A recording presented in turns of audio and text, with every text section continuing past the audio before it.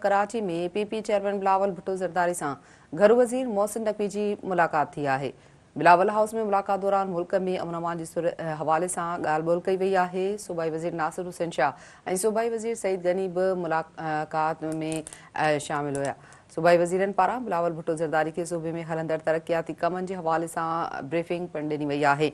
आगाह कयूं पिया अहम ख़बर के हवाले से कराची में पीपी चेयरमैन बिलावल भुट्टो ज़रदारी से घर वज़ीर मोहसिन नकवी की मुलाकात थी है। बिलावल हाउस में मुलाकात दौरान मुल्क में अमन अमान के हवाले से ॻाल्हि ॿोल कई वही। सूबाई वज़ीर नासिर हुसैन शाह और सूबाई वज़ीर सईद गनी की भी बिलावल भुट्टो ज़रदारी से मुलाकात थी है। इन हवाले से ॿुधायूं पिया तो सूबाई वज़ीरन पारा बिलावल भुट्टो ज़रदारी के सूबे में हलंदड़ तरक्याती कमन के हवाले से ब्रीफिंग ॾिनी वही है। आगाह कयूं पिया अहम ख़बर के हवाले से अव्हांखे अपडेट कंदा हलूं त कराची में पीपी चेयरमैन बिलावल भुट्टो ज़रदारी से घर वज़ीर मोहसिन नकवी की मुलाकात थी है।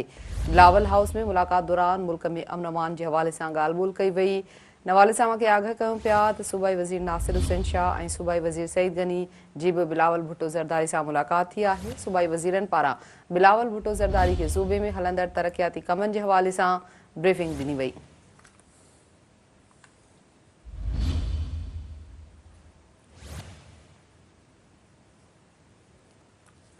कराची में पीपी चेयरमैन बिलावल भुट्टो ज़रदारी से घर वज़ीर मोहसिन नकवी की मुलाकात थी है।